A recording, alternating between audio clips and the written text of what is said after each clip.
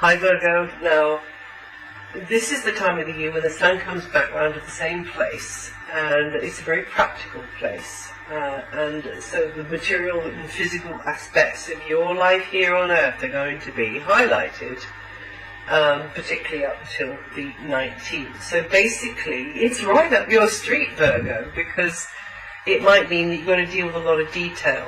You've got to sort of analyse things, and you've got to be doing stuff with your hands as well, possibly, particularly in the first half of the month. So you may be putting physical effort into getting things running smoothly and things how you want them to be. And also it looks as though you're going to have some help as well. So it's a good time for some of you to be paying more attention to the to-do list. Also health, diet and exercise. It might be yours, might be another's, might be both. Because organising all that basic stuff helps you to pave the way for better conditions in the future. And also contact with service providers is more likely approved as well. Now, just as though, as I say, you're going to get some help because close relationships of all kinds are going to get a boost, a tremendous boost. You and someone could really hit it off. Or you could just feel the milk of human kindness, the support coming to you at certain times from certain people, and with other people you find that you really can do business together. It's good enough compromise. So from the 8th until the 8th, it's more on a sort of like bouncing ideas off each other and kind of agreeing things in principle level, and then from the 8th. Things kind of deepen, I think. In some types of relationship, like a love relationship, could get more intimate or passionate from that time. If it's another kind of close relationship, then you could benefit from their input, their support, or just you getting things off your chest. Or they're getting things off their chest, because there's a kind of a reciprocity here with where Venus is going to be from the 8th onwards. Also in a professional sense, you could benefit and really benefit financially or in a material sense through a relationship. It gives you more access to helpful resources. Anyway, it could also be that you and a relationship, friendship or a love relationship is centered around some sort of joint interest, joint money, joint project, something that you both kind of share.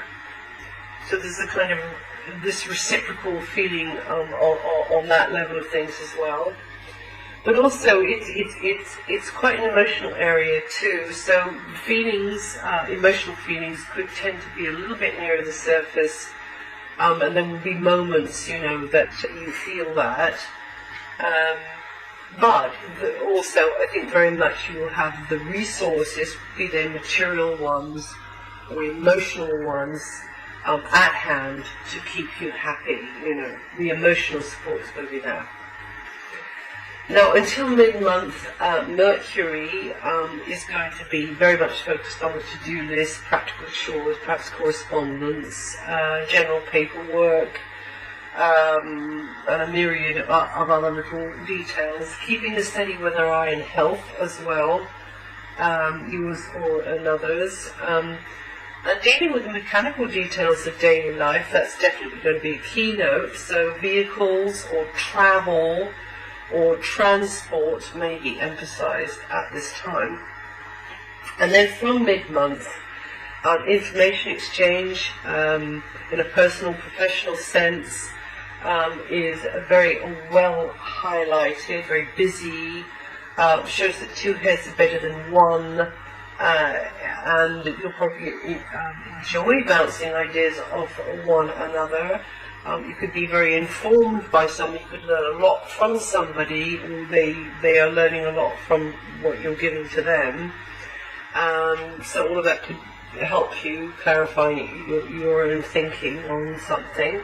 Also, you could be more looked upon as the information giver, the go-between, the agent, the guide, the advisor, the teacher, at this time. That's from mid-month onwards. Now, you've got feisty Mars in your sign, and Mars is going to be there until July. So that can make you, in general, a little bit more assertive and even at times a lot more feisty, and not backwards in coming forwards with what you want. Yeah, others might notice this boldness in you, which is they're not familiar with, they're not accustomed to that.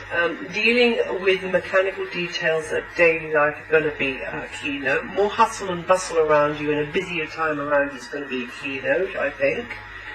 Also, you wanting to get cracking with things and be more decisive about things. There's going to probably be a lot of emphasis on joint communications, a good time to thresh out a plan with somebody. Like I say, it's a bit feisty, so you might have to agree to disagree on something, but like I said earlier, you might have to find a compromise which is good enough. This can work. It's not the ideal, but this could work. But another's advice or know-how could give you the pieces of the puzzle that you've been searching for, and then helps you then to go forward. So Mars in your sign could be, a very productive time. If you're realistic about tackling the devil in the detail, don't take on too much, because that's a pitfall with Mars. Mars overstretches energies and then gets tired out and burns out. So don't do that.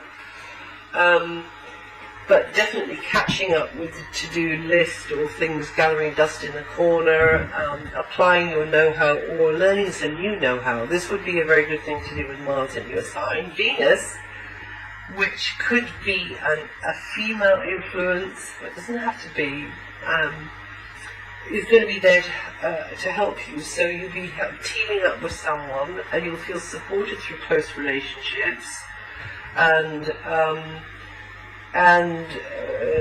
Yes, it could be, as I say, something materially beneficial for you, as long as you understand that, and I shouldn't have to say this to any Virgo, but with Mars in your sign, you might actually steamroller or tend to dominate situations just because you just got this kind of boost of energy.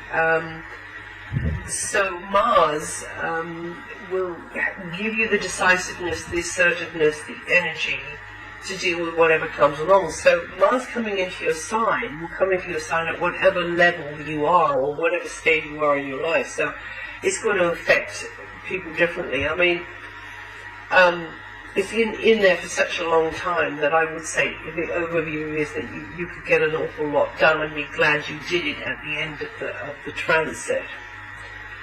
Could find yourself decluttering, inwardly and outwardly,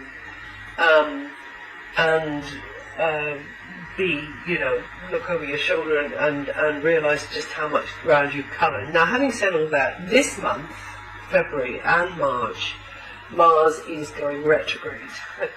So this tends to slow down a planet and cramp its style a little bit. So it can work in a number of ways, but it might mean that you shouldn't leap forward. You shouldn't try to win the war. You shouldn't try to leap forward in any kind of dramatic sense over these 2 months here. You could definitely end up feeling very, very frustrated, maybe. So just remember, this time here, slow and steady wins the race. And then from April onwards, you'll be back behind the wheel and rolling forward more quickly, I think. So in general, this long transit of Mars has you getting decisive about things that were very much up in the air and undecided over last October and some of November.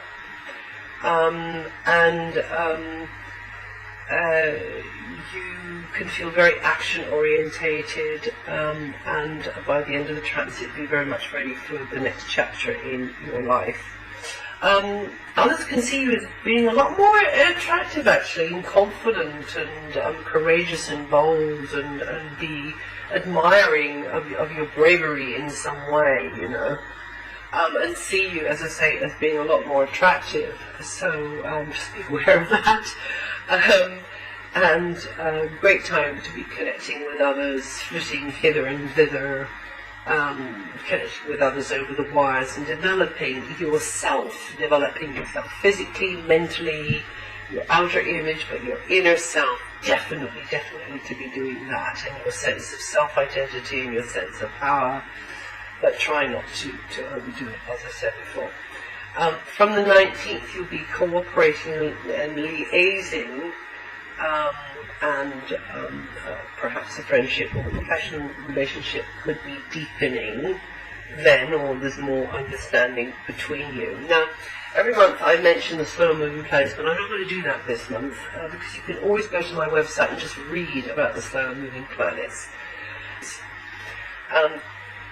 All the time it's been in Aquarius, it has encouraged you to be more empathic in the services you provide and the work that you do on a daily basis. It's maybe evoked a more imaginative, artistic, or spiritual, healing way of working. But like I say, Neptune's coming out of there, and it's going to be going into your opposite sign. Is going to be affecting you very early, Virgos, maybe born in the first couple of days or with the first couple of degrees of Virgo rising, or in fact you're very late Virgos, the last day of Virgo. So there's not a great deal, you know, that I can say about it now that you will actually probably remember, but because it's coming into your opposite sign, the general sort of gist of it would be that you should be more drawn to working empathically and compassionately with others. You might tend to be over-romanticizing and putting others on a pedestal, though, so watch that one. You might be just assuming that expectations are the same between you and someone, whether that's in a personal relationship or a professional sense. Don't do that, because Neptune tends to distort. Neptune is about mists and confusions and muddles. So with Neptune in your opposite side, you're going to have to be clearer than ever about where both of you stand in a personal or a professional business type relationship, you see, because Neptune can catch you out. Just balance, you know, your idealism and your sort of castle in the air with harsh reality and your feet on the ground in, you know, intentions and expectations in one-to-one relationships. And I wish you well, and I'll see you the next time.